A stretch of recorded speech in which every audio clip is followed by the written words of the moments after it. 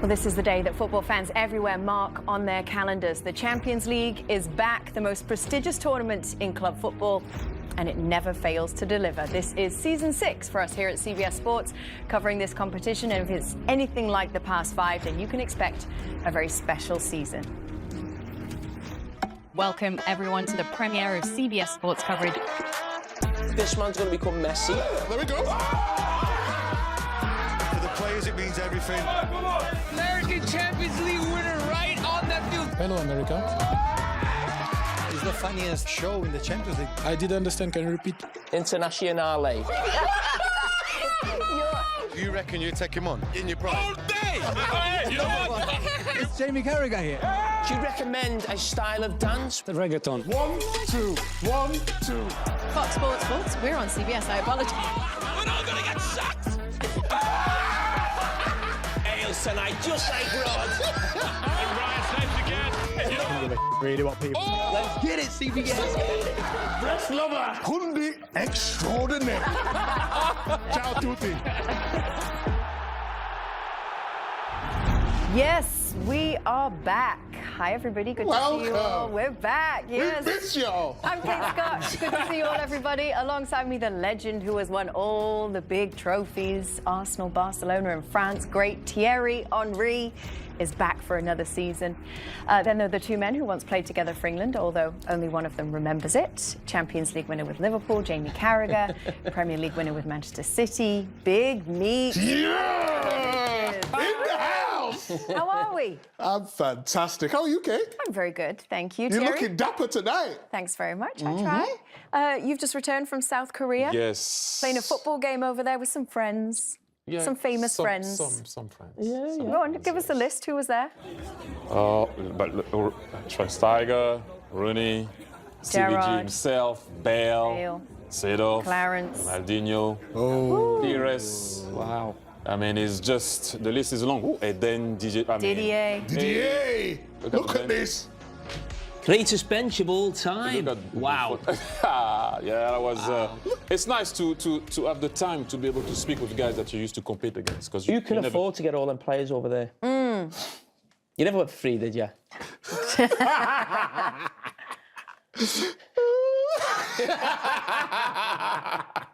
So whilst Thierry was busy getting match fit, what about you two? What have you been up did to you do? over the summer? Oh, just relaxing. Where did you go? Relaxing. I went everywhere. Barbados. Barbados? Barbados. It was brilliant. Sandy Lane. I'm sure I saw you in like a nightclub, didn't Why I, do as you- well? Oh, my gosh. We saw you You everywhere. posted it on Oh, no. That was Reading Festival. My mate Jolie was DJing. Oh my God, went in there with some Jaeger. It was fantastic. What a day that was. What a day that was. There's an Arsenal fan and a Man City fan next to me. Just perfect. Perfect. Absolutely perfect. Where did you go, Jamie? Jamie went to Spain, a huh? concert of the Spain. summer. You love Spain, huh? Oh, yeah. Ibiza. I went to Ibiza, Mallorca. Yes. I went to Amsterdam. I went to Malta. And I went for my 20-year anniversary. Congratulations. What? Really? Well, it could have been football. It could have been Istanbul. Well, I thought it was with Nicola. It was. Congrats. Yes, we went to Italy. It was lovely. And you Very sold nice. your house there, yeah? What was You're it? not building houses Napoli? in there? Was it Napoli? Finished in Napoli. Went to see the Maradona Naples. mural. Nice. Yeah, compare murals with mine. Didn't we see you at Oasis too? Oh, I went to Oasis, yeah. Yeah, we saw you went to Oasis. Yeah. Enjoyed yourself. Had Yeah. a drink. Oh, look, there you go. Having a drink. How many have you had then? That's Dortmund, Jamie. But you know what? Mix it with the people. Going on the tube back. Yeah. You know what I mean? Man of the people. Oh, yeah? Yeah. Do you remember anything? What about you, Kate? What have you been doing? I haven't been working a lot. I've been, good. chilling at home in LA. Seen you on the pads? Yes, I have been Yeah. training a little bit. That's it. Yeah, Nothing, very quiet. Nothing special, no? What did you do? Anything we didn't get What are you invited to thinking of? again? Wow. No. No? Oh, yeah, you're exclusive, aren't you? To CBS, so you can't work anymore. No, I can't. Why? What do you mean? I You're feel not like allowed, something's are you? coming. The contract. No, exclusive. Exclusive relationship. That's how I like them. Anyway. Don't say a word. Don't say a word. Yeah. So the Champions League, of course, it always begins with a bang, doesn't it? Match day 1 is today, and it's no exception. We've got 18 games for you today across 3 days this week, so Tuesday, Wednesday and Thursday. Tomorrow is a massive day. Last season's finalists PSG and Inter Milan are both in action.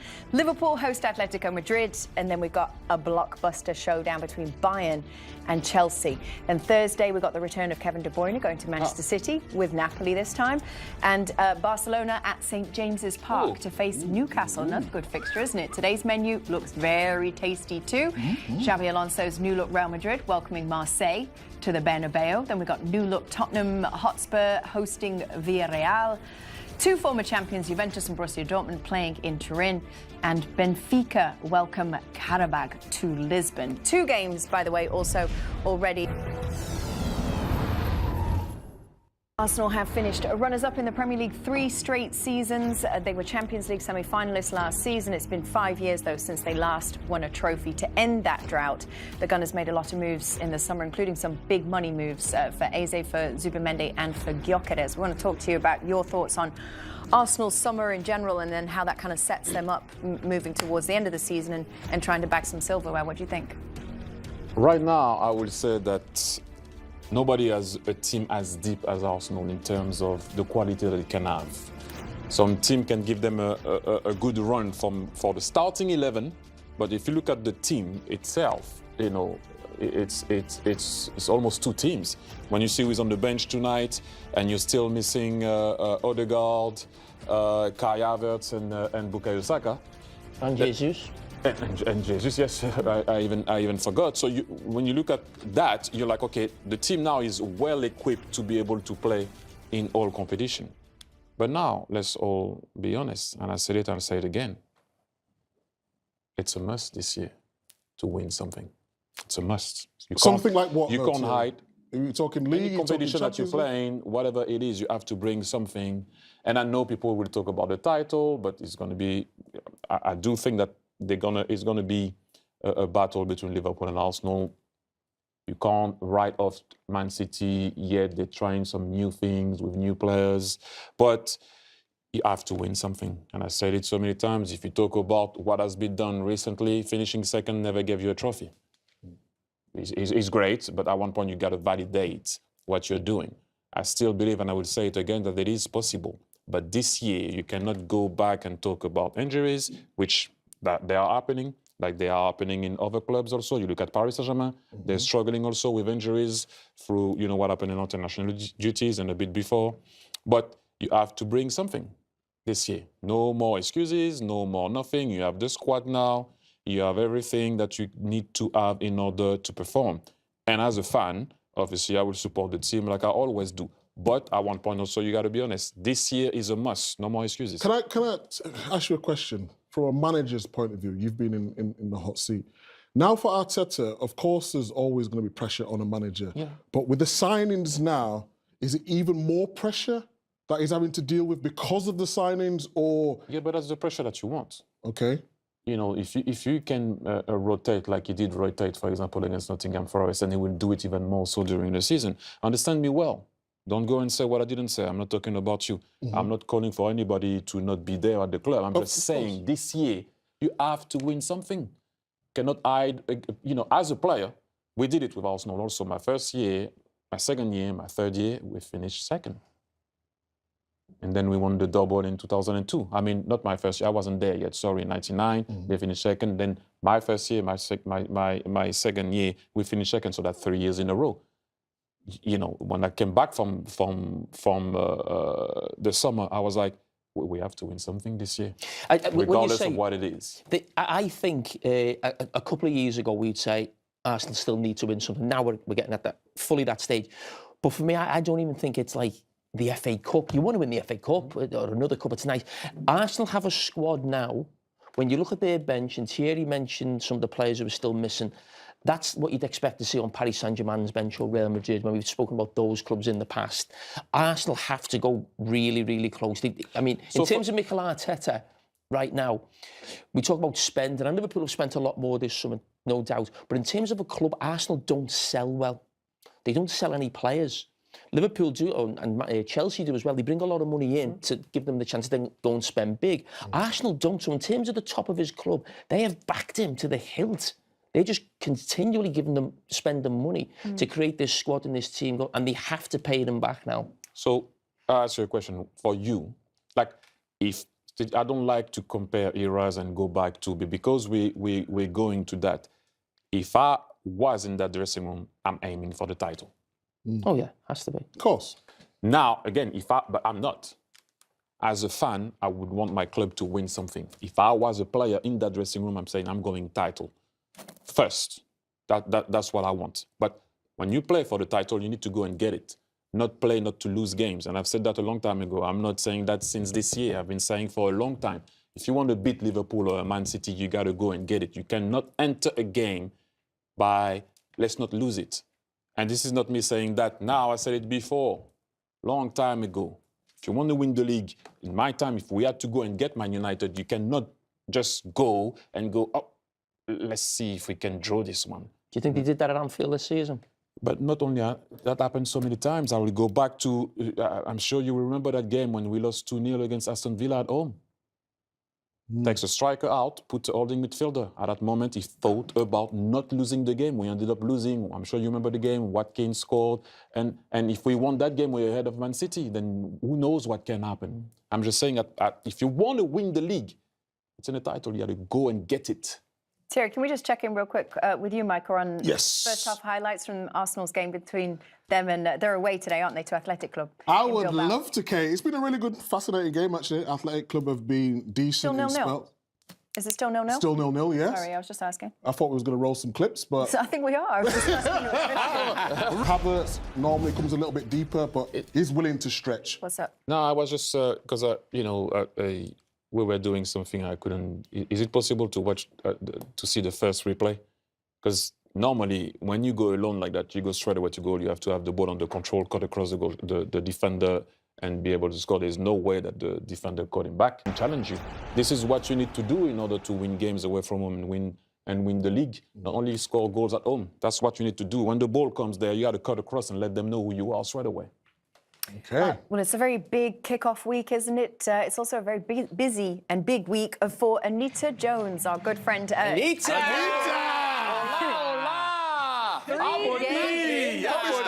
Hola, guys. Anita, 3 games, 3 countries, 3 days. You're making it all happen. How was your travel?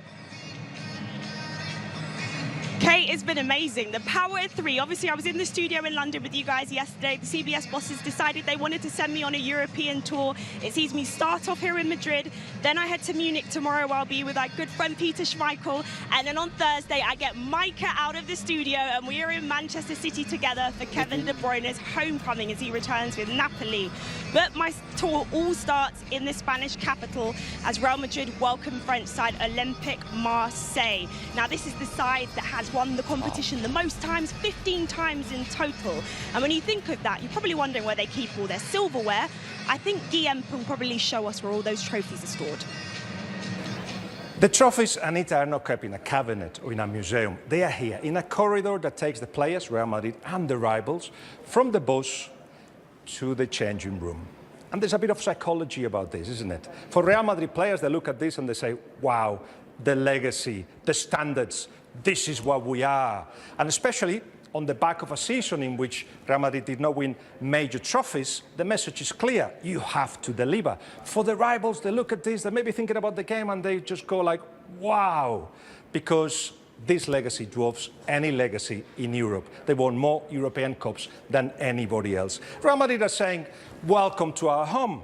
But not just that, it just feels to the rivals like a fighter walking into an arena that is going to have no support whatsoever. So these trophies, Anita, when the players go through it, basically means the game has started. Yeah, well, there you have it. Guillaume showing why Real Madrid have the psychological edge in this competition. 15 times winners of the Champions League. They start their campaign today. The atmosphere is starting to build here in the Bernabeu. The roof is closed, so it's going to be extremely loud. We're looking forward to this one, Kate. And Guillaume will be with me pitch side later on. Yes. Guillaume is back, the shirts are back. Good to see you, Anita. We'll see you again in a few. So Arsenal still currently 0-0, it looks like, against Athletic Club in Bilbao. Welcome back, everybody. It's a new season of the Champions League. One of the regular features of our Champions League coverage here on CBS Sports is, of course, our friend Nico Cantor, who is with us now from Connecticut, from Stamford. You ready for a new season, Nico? Yeah, absolutely. Season 6, unbelievable, of so much of our programming, Golazo Show, but we've got some surprises up our sleeves, Kate. What's the surprises, Nico, that you're alluding to? You're talking about you working a bit more. Yeah, a little bit, but that's not bad. Hey, when you got a job, and you got to work. We got a new show. Numbers Don't Lie. It's a data-driven, stats-driven show that's going to help shape some narratives, tell some stories through numbers. And I think I'm going to have to check my own biases, because sometimes the numbers will tell a story that perhaps I don't feel, I don't believe. Listen, I'm not a master statistician. I don't talk football only in numbers, but sometimes in the modern age, when you have so much data, so much number, you can really start to tell stories. So alongside JD Dyer, there's already one episode out on YouTube, and it's available internationally. It's not just geo-blocked in the United States. You can catch it wherever in the world you are. So check the numbers, because they don't lie. Ooh, sounds exciting. Happy for you, Nico. Congratulations. Well, the last 5 years now have seen record involvement in the Champions League, of course, by American players, right? This year, though, the focus for a lot of the fans at home in the US is going to be on the group of players that could well make a difference at next summer's World Cup.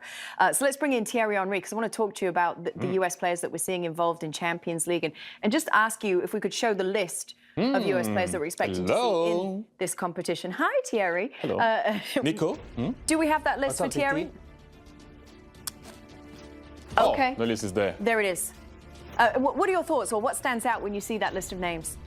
You know what stands out for me is actually, I'm not surprised to see them there, because they've been in the Champions League for a little while. I think some are missing from the years before, as we all know. But this is what it is, actually. To be able to see American players and not be surprised about it, because we've seen them there before. Now it's maybe performing well as an individual, and obviously with your team, and hopefully they can do that. Okay, so let's go back over to Nico. Bring in Charlie Davies as well. I see you, Charlie. Good to have you with us this season as well. You guys are going to be hosting the Golazo Show tonight. But I guess I just want to check in with you as kind of like representatives of the American mindset of how US men's national team fans are feeling about this team going into the World Cup. We're, 8 months away now. There was so much hype and fanfare around Mauricio Pochettino arriving. How do you US fans feel, and how do you guys feel at this point in time, 8 months out? Well, it's been disappointing so far. I think the experimentation from Pochettino has gone on very long, but I think it's a necessary evil, because I think Pochettino comes into this squad and says, hey, there's too much entitlement. You guys have to earn this spot. You have to be wanting to represent the United States men's national team. So I think he's done a pretty good job of lighting fires under certain guys. Yeah, definitely. But we want to see a little bit of progress, right, in this experimental phase that, according to Pochettino, is over, right? Come the October international window, we finally should see a group that's going to... Is it by January that you have to have an identity? Because I remember you coaching at Montreal. Right away, you saw the team you were trying to play, and with wingbacks and using wide areas with the ball and without the ball. But we haven't really seen that yet. One difference is with Montreal at the time is that's the team that I had. So straight away you can work on something. The problem is some guys didn't come to play, obviously, for the Gold Cup. Some guys were injured. Balogun wasn't always there. I saw that, you know, when Balogun is there, I think he should be the guy that can be the starter. But there's one thing that I want to say, and we can talk about how they played before. If you look at the performance in my old stadium against South Korea, and you look at the performance against Japan, there was already an upgrade from that. But what you need is to be ready for the World Cup and for that first game. And I'm going to give you a story really quickly. France didn't make the World Cup in 1990. France didn't make the World Cup in 1994. And trust me, I've seen it from afar, because I played only one game in the friendly. It was against South Africa, my first game. The team was getting killed. no identity, no desire. Is that the team that's going to start at the World Cup, really? We're going to get embarrassed. We're going to get this. We're going to get that. And even in the tournament, people were still like, it's not really convincing and stuff. And then the rest is history. And people might tell me, well, but when you look at the team that France had, yes, it was obvious that they were going to perform. No, because in 2002, we don't come out of the group stage. So even when you have a good team, that doesn't mean you're going to come out. So you need to create that identity. I just hope, for the sake of the US team, that they are going to be ready when it matters. That's all I wish for the national team, because I remember Aimé Jacquet getting killed, and that journalist that was really on his case had to resign and apologize for it. Thierry, is there one player that you think this U.S. men's national team needs to perform to maybe lead everyone in that right direction? You saw them in March. You've seen them throughout the cycle in Champions League. Is there one player that you think will get the best out of everybody? I don't think it's going to be a player. It's got to be a unit that obviously needs to come from what the coach is going to see. Then from that unit, you will have the Pulisic, and hopefully Balogun can be the guy that will score more goals than not. I'm going forward with him because I think that he can be that guy that can give you that plus in that team. But really, if you want to win a tournament, and I've experienced it, he goes from your bench to that unit, that togetherness they're gonna have. And I go back to that team that did well, by the way, when you guys did host the World Cup. That team was a great unit. And I know I'm going to go back to history, but they only lost against Brazil. And yes, people will tell me, yeah, they were playing with 10 men, but they were not far from going through because they had that sense of that unity, that desire to do well at home. So let's see. There's no need to talk too much. And I understand that for you guys over there, it is the story. You don't want to get embarrassed. You know that happened already in the Copa America. That happened in the Nation League. I was there the other day against, not the other day, obviously, but against Panama. You don't want it to happen at the World Cup. Boys, can I jump in? Because I know we could talk about the US men's national team all day long, but I want to ask you about the Golazo show, which you both are hosting tonight. You're available to the world this evening. It's available for free on YouTube. For people who haven't yet been able to see the show but can watch it for free tonight, what should they be looking forward to? Well, I can't believe that there's people out there who haven't watched the Golazo show yet. I feel like that's the quintessential Champions League experience at this point. But if you have not watched the Golazo show yet, I invite you, welcome on in. You get all matchups all at once, simultaneously. This was a little bit of last year. It gets crazy, guys. Action, action, action. Listen, if you're a betting person, this is like the best place to watch your bets hit or not. It's only 4 games simultaneously, obviously, because we have match day 1 on Tuesday, Wednesday, and Thursday, so they're spread out over 3 days. But starting match day 2, 3, and so forth, it's everything at once, and it's a carnival of golazos. So we welcome you in, and it all builds up to a match day 8 like we got to do in London last year, where it's every single game in the Champions League all happening at once. So it's gonna get crazy, I promise you. Was that your pitch to do the show from London again next season? Yeah, maybe. That's exactly what it was. You want to come, Charlie? Yeah, of course. Charlie, I want to ask you, because obviously, listen, it feels like it's a long experience doing the Golazo show because you're on all the time, right? It's non-stop. After that show, you then have to go and do another show. We're working you hard tonight as well. What you got? Of course. We got the U.S. Open Cup, our country's most historic trophy, and we're going to have a new winner. Finally, we got Philly going to Nashville.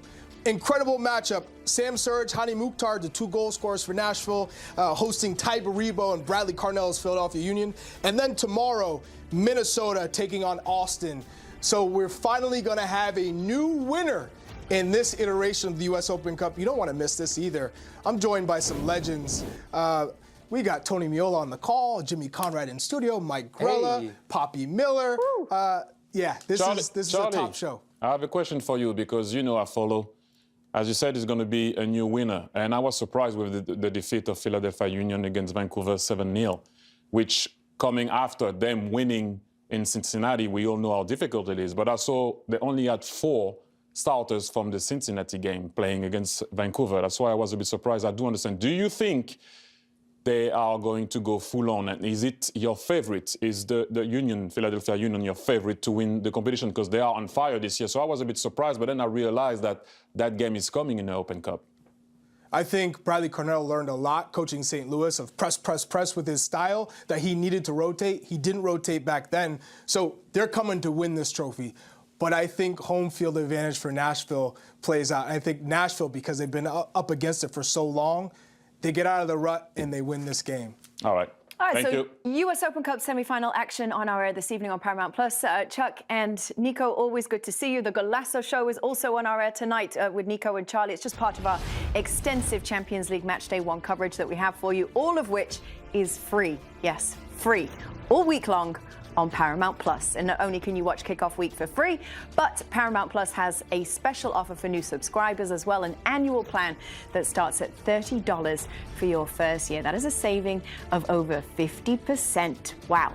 So go to paramountplus.com/fall offer to get started. Meanwhile, we've got 2 early games going on. Your Arsenal, Thierry, 0-0 is the score in that game. They're away to Athletic Club in Bilbao for that one. Jamie and Mike have been keeping an eye on the other game for us as well, which they're going to tell us about now. Jamie, what have you got? Yes, Union. Union Saints. Yes, they are flying in the Belgium League right now, and they're also flying in the... Right, Jamie. Time for a break. Oh, no. You want to be a presenter? Yes. Come on. Take us away. 8 more teams open their Champions League campaigns at the top of the hour. 15-time champions Real Madrid start their European season against the 1993 champs Marseille. In Turin, previous winners Juventus host Borussia Dortmund. In the white half of North London, New Look Spurs welcome Villarreal. And in Lisbon, Benfica play upset-minded Carragher. Stay with us, we bring you much more after the break. Wow, Jamie!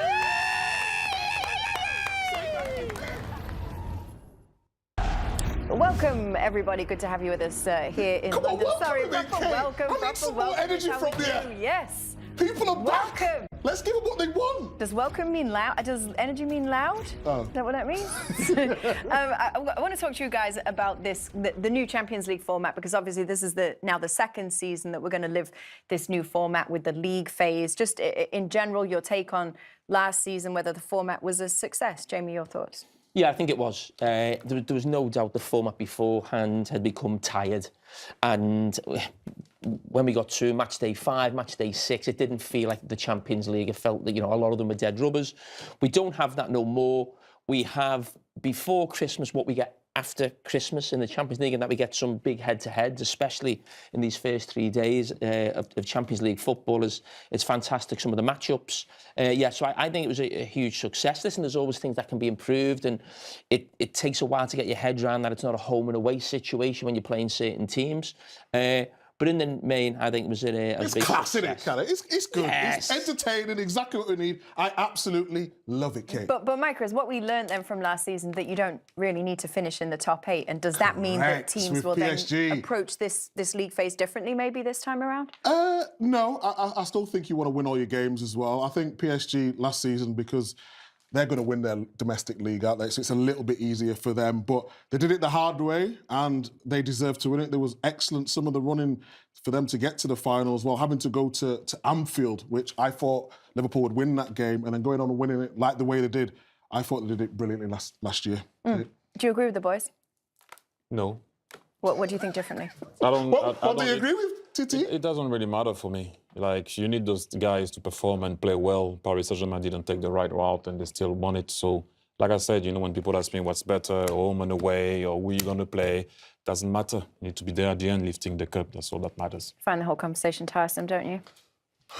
His mentality is different. That's probably why he's won so much.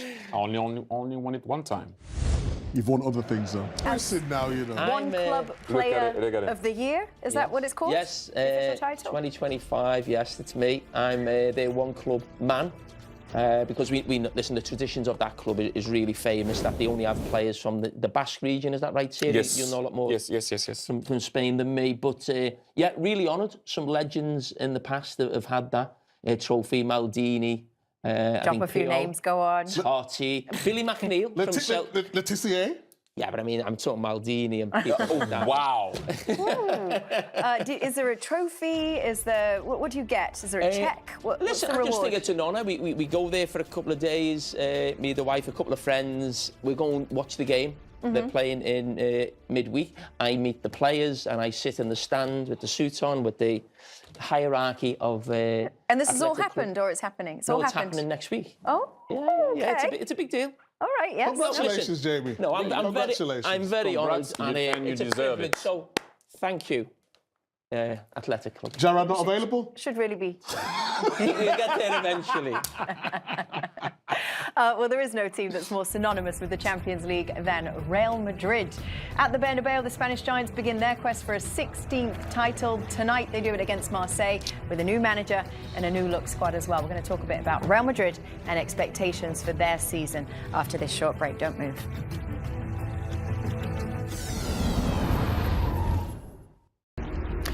The world-class left winger that Arsenal probably want or need, hence why they've bought other players, but he's still a vital player for the squad.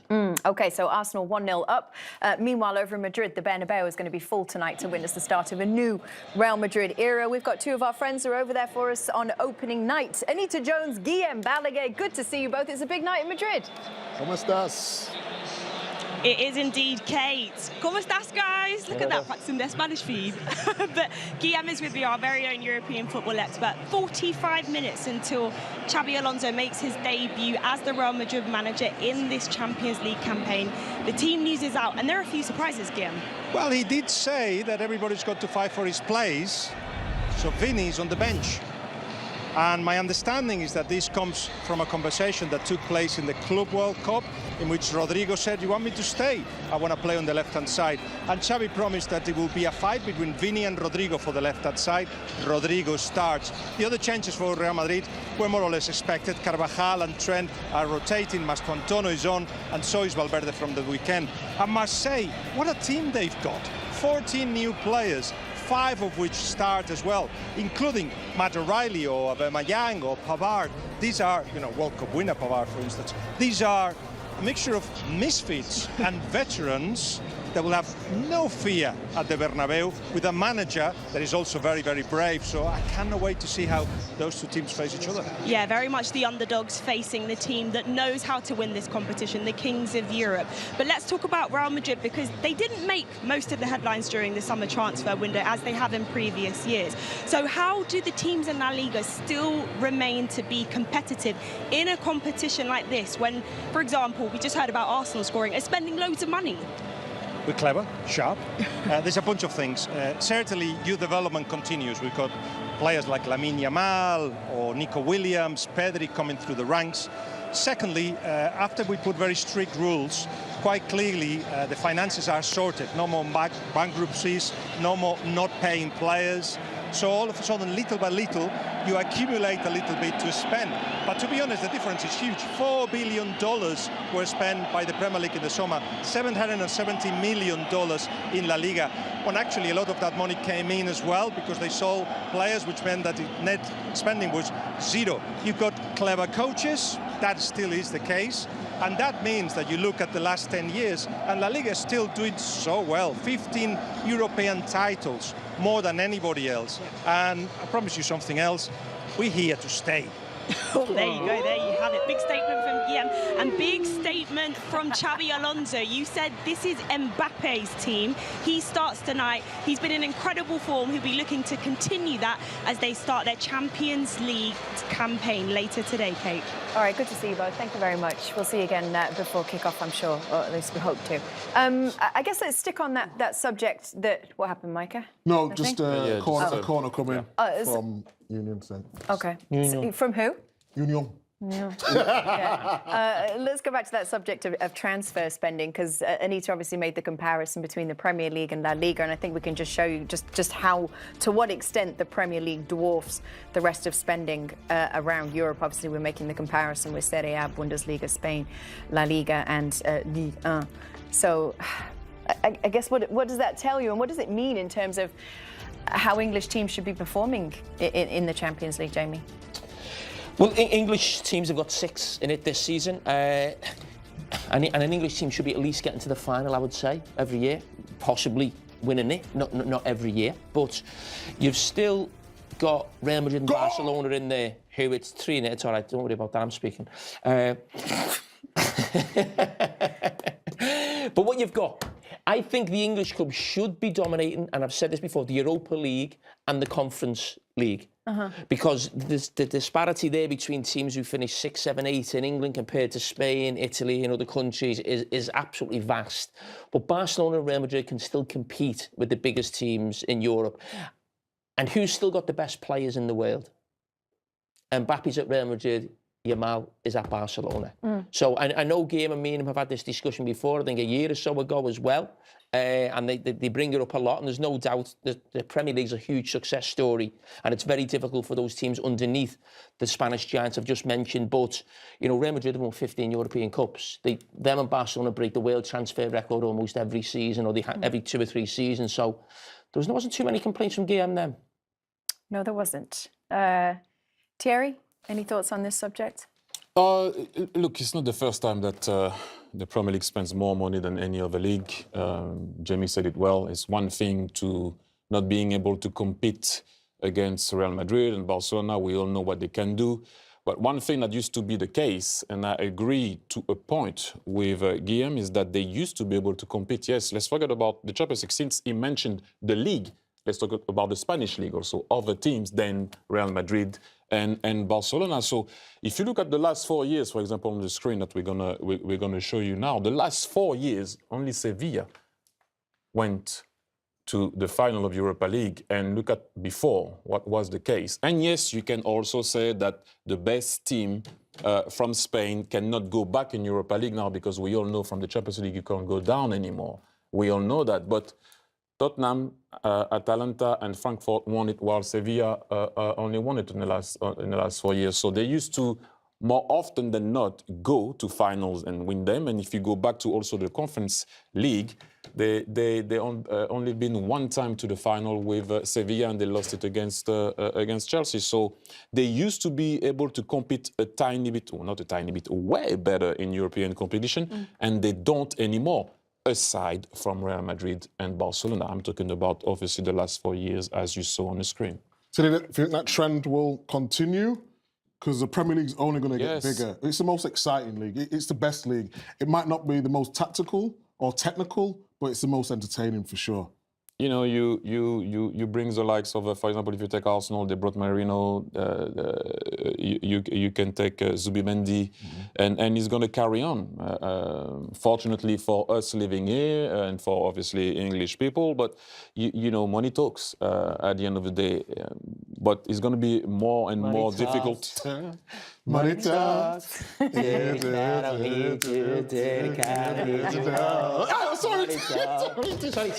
was just a perfect moment. Carry on. That's actually nice. No. But, you know, it's going to be even more difficult to compete, because what happens is, as you saw, like, lesser side can get better players from the team in Spain. When you see that Trent Alexander-Arnold went to Real Madrid, you know, myself also, I went to Barcelona, although, you know, there's more money in bracket in the Premier League.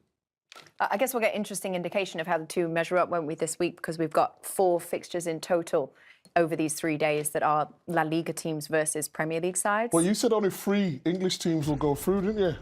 Ooh. Yesterday? Yeah, wow. I think when we get to, so we're talking like after the knockout, what was that, the last 16 or the quarter? Go through. Yeah, I think Arsenal, Liverpool and City will go through fine. And I think Tottenham will find it difficult. I think Newcastle will find it difficult. And I think Chelsea will as well. Is that okay? So one of the games tonight, Real Madrid against Marseille, that of course kicks off at the top of the hour with all the other action as well. The other 3 big matchups that we've still got coming today for you. They feature Benfica, Tottenham, Juventus and Borussia Dortmund playing each other, and some other exciting games in there. We'll get you set for those games and go around the grounds after this.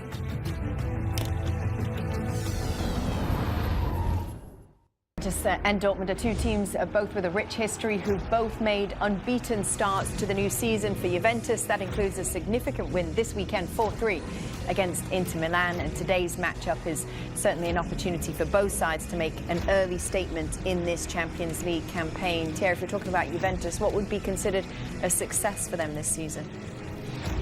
Again, going back to winning the league, and I know for a very long time at the club, people are desperate to finally get their hand on the Champions League again. But somehow the talk of the town is, can we win the league again? Because they were so dominating for a very long time, this league, that you know, it's a bit weird not to see them winning the league. But you know, I think it's going to be a stretch for them to win the Champions League. I don't see them as favorite as we can see the other team, but winning the league, I think is what they want, especially after the game that they won against Inter at the weekend.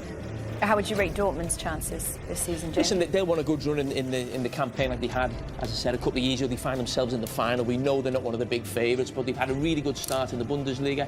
Girassi's been absolutely fantastic, scored in every Bundesliga game this season, so he's certainly one to watch. But yeah, they want to be, as I said, more competitive in the Bundesliga. They should have 9 points out of 9. Had a bit of a nightmare in the first game, conceding 2 really late goals to St. Pauli. But yeah, good game. Yes, Arsenal have just scored again, but we're not going to talk about Arsenal. We're going to talk about Spurs, aren't we, Kate? Yeah, that's right. Let's skip over to North London, because Thomas Frank's new-look Spurs hoping to build, of course, on their strong start to the season against Villarreal. That is who they play in the Champions League this evening. Villarreal, though, no strangers to big European nights. Should be a good opening night test, I guess, Mike. A new era at Tottenham. New era indeed. Some new signings as well. Xavi Simons has come in. Kudos has come in from West Ham. Absolutely brilliant. Spence, who made his England debut as well, has been playing really well at full-back. But it's not just loving for Tottenham. We've got to give a little bit to Villarreal as well. Mkhitaryan, the Georgian forward, he is a handful. To Pepe, remember him from Arsenal days as well. So an intriguing match. They want to do well in the domestic league, in the Premier League, but they want to give it a right push in the Champions League too. And this evening in Lisbon, we got a game as well. Two-time winners Benfica will look to their star striker Vangelis Pavlidis for goals tonight against Carragher. The Azerbaijan champions certainly hoping for a winning start after an 8-year Champions League absence. Micah, you said that Arsenal scored. Thierry, did you get to see it? I saw the celebration. I saw that Trossard scored. Because, Same. We show it to you. We were talking, but the main point that England won, Spain. Finished 2-0 for Arsenal away Yes. in Bilbao against Athletic Club. Thierry's going to break down, Thierry and Micah, sorry, shouldn't forget. Yeah. Thierry and Micah are going to break down the first goal, right? Yeah, the first goal, and we talked about, obviously, Gyökeres and Eze at that particular moment went out. We all know that Martinelli just came on just before that for 33 seconds, and Trossard also just before for Eze. But I want to invite you to look at, as you're going to see here, ball's going to be clear by Arsenal. Pause. That's Declan Rice flicking the ball. Have a look at Martinelli. He's not interested to come and get the ball. This is why we talked earlier about how important Martinelli is because of his speed away from home. So from you defending a header, now you can let it go. Boom. Next thing you know is in front. He doesn't push that ball well with his head, but then after that there is no coming back. We can talk about the finishing, but at the end of the day, the ball went in the back of the net. And I don't know if you were watching at the beginning, when I talked about Gyökeres and how, if you remember, when I paused, Martinelli is ahead or behind, however you want, or in front of the defenders. Look at where Gyökeres is. This is what I'm talking about. This is what he has to bring in his game. Pause. That's Gyökeres. There's no way right now that the defender should catch you. But what should he do though, Thierry? There, At a particular moment? So that first touch, because he's trying to bend his run to stay obviously, on you're going to side. see he's going to be on side. But what I'm trying to say is when that ball's going to be played, please roll it. Now, pause. Go back a tiny bit. Stop. That ball has to go here. Across the defender. There's no way that those guys should catch you if you take care of the ball properly. He's going to have 2 chances to do it. He won't do it. He doesn't even look at what's happening. He's praying. They are praying. But that first touch is not going to be good. Roll it. Second touch, pause again. Look at, go back, sorry. Look at how he's gonna go like this. Is that a confidence thing or technical thing? Yes. Look, we all know that he's been scoring, but away from home, that has to be a goal. Martinelli made it a goal, and he didn't have the space that he had. And obviously, he didn't take the ball well here, nor there. Let it go. Next thing you know, pause. Go back. Here, there is no way, from what we saw from the halfway line, that you're going to put your hand on me to make sure that I'm not going to unleash and have a 1v1. He should have had a 1v1. You miss, but you should have had a 1v1. So if Arsenal want to win the Champions League, they need to do this a lot better. Hopefully it will happen. I'm just saying the difference being going 1-0 up and still staying 0-0. Perfect. Back to you, Kate. Thanks, Micah. Okay, so tonight, we've got some interesting games for you. Plenty of new faces in new places looking to make an impact for the likes of Real Madrid, Tottenham Hotspur, Juventus and Borussia Dortmund. Plus, Kylian Mbappe looking to light up the Bernabeu. We're going to be back in just a minute, everyone.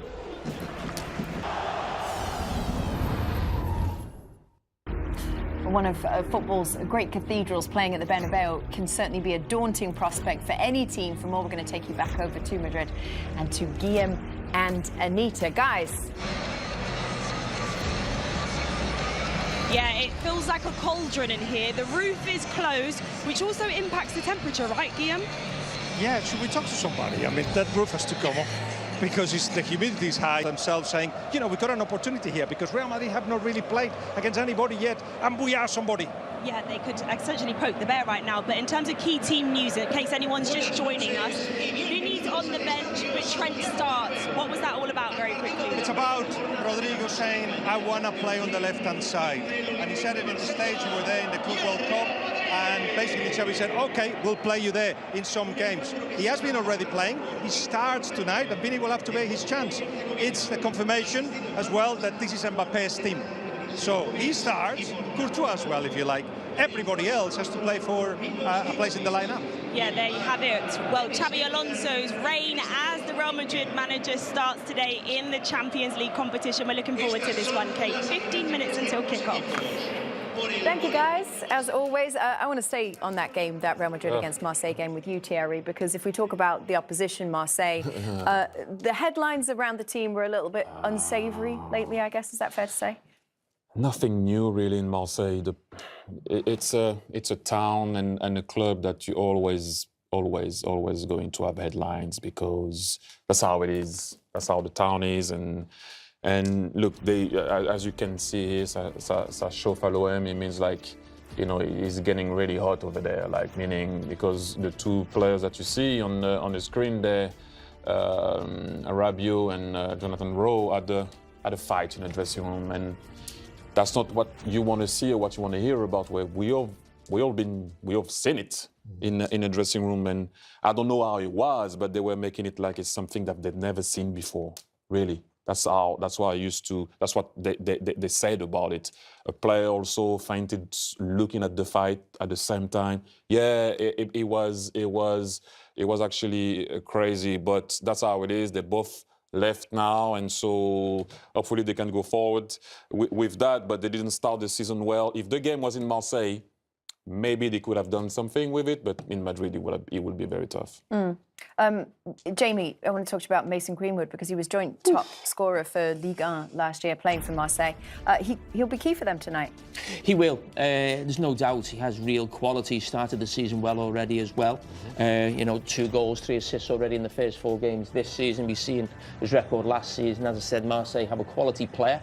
And yes, there's a lot of quality players on. But can he finally win something there? Ballon d'Or. Because no, forget that. I'm talking about winning the Champions League. When you're at Real Madrid, it's about winning the Champions League. It's about winning the league because Barcelona won it. So as much as the numbers are outstanding, like I said, he looks leaner, he looks better this year, if you can even say that about the guy.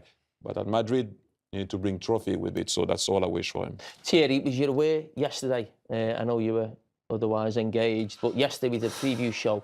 Yeah. And we were asked for our hot takes or surprise for the season. Do you want Micah's? No, hold on. Mbappe. Oh, no. Mbappe This is what I'm to saying. win the Ballon d'Or. It's ridiculous. What a surprise. No. The best player in the world to win. The best player in the world. TT. has everyone been talking about Lamine the Dream? Yes or no? Or Rafinha, or whoever it may be. Salah, they've been talking about. Everyone has disregarded the compliments that Kylian, my boy Kylian, that I've mentioned so many years now, and no one's talking about him for Ballon d'Or. So all I said was, he could get Ballon d'Or next season. Is that such next season? Is that such a that such a bad take? No, this But it's season. not a difficult one also. It's not really a surprise, is it? But anyway, I want to take it to Goulet. Let's go to Goulet, the 20-year-old, filling in for defensive side, and he can do offensive side, but they're just different. Exciting talent, just 20 years old, Kate. Is that enough for you? Is enough? Yeah, that's enough. Yeah. Why don't we talk about another exciting young talent for Real Madrid, Mastantuono? Mastantuono. Not surprised that he signed for